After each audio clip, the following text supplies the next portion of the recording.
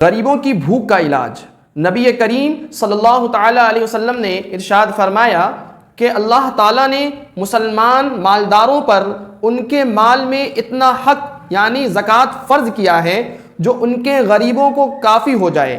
اور غریبوں کو بھوکے ننگے ہونے کی جب کبھی تکلیف ہوتی ہے تو یہ مالداروں کی ہی کرتوت کی بدولت ہوتی ہے کہ وہ زکوٰۃ صحیح طریقے سے ادا نہیں کرتے ہیں۔ یاد رکھو اللہ تعالیٰ ان سے اس پر سخت حساب لینے والا ہے اور ان کو دردناک عذاب دینے والا ہے۔ میرے عزیز دوستوں، اللہ تعالیٰ نے آپ کو اگر دولت سے نوازا ہے، اللہ تعالیٰ نے آپ کو صاحب نصاب بنایا ہے، اللہ تعالیٰ نے آپ کو بینک بیلنس عطا کیا ہے، تو اللہ تعالیٰ نے قرآن مجید میں یہ بھی فرما دیا ہے کہ میں نے جو تمہیں دولت عطا کی ہے، میں نے جو تمہیں بینک بیلنس دیا ہے، اس بینک بیلنس میں، اس دولت میں غریبوں کا بھی حصہ ہے،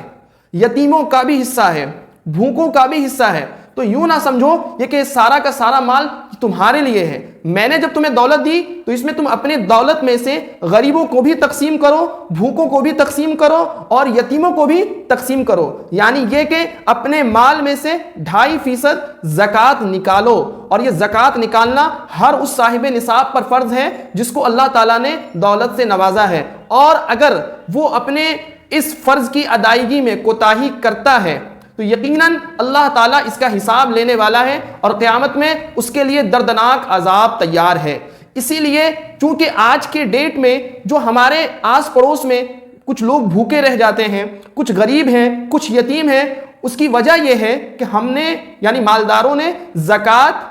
کا جو حساب ہے وہ صحیح طریقے سے نہیں نکالا ہے۔ میں آپ کو ایک چھوٹا سا واقعہ بتاتا ہوں۔ ایک فقیر آدمی کسی مالدار کے پاس گیا اور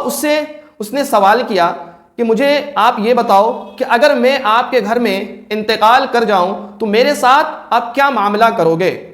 تو مالدار نے جواب دیا کہ اگر تم میرے گھر میں انتقال کر گئے تو میں تمہارا کفن دفن کر دوں گا۔ تو اس فقیر نے جواب دیا تو پھر ایسا کرو کہ میرے مرنے کے بعد بھلے ہی مجھے کفن نہ دینا، میں جیتے جی بے لباس ہوں، مجھے جیتے جی لباس عطا کر دو۔ کہنے کا مطلب یہ ہے دوستوں کہ مرنے کے بعد ہم کاندھا تو اٹھا لیتے ہیں لیکن جیتے جی کسی کو سہارا دینے کے لیے تیار نہیں ہیں، جیتے جی کسی کے تن پر کپڑے پہنانے کے لیے تیار نہیں ہیں، جیتے جی کسی کو تھامنے کے لیے تیار نہیں ہیں، جیتے جی کسی کی مدد کرنے کے لیے تیار نہیں ہیں، تو پھر ہم کیسے مسلمان ہیں، پھر ہم کیسے مومن ہیں؟ یاد رکھیں اللہ تعالیٰ قیامت کے دن کو جب ہم سامنے رکھیں گے نا تو یہ دولت، یہ دنیا، یہ ساری چیزیں ہمیں دھوکہ نظر آئیں گی۔ اگر قیامت کے دن کو سامنے نہیں رکھو گے، دنیا طلب کرنا مقصد ہے، تو پھر تو کافروں کے لیے دنیا ہی جنت ہے۔ اللہ تعالیٰ سے یہ دعا ہے میری کہ اللہ تعالیٰ ہم تمام مسلمان بھائیوں کو صحیح طریقے سے زکوٰۃ نکالنے کی اور غریبوں کی مدد کرنے کی توفیق و رفیق نصیب عطا فرمائے۔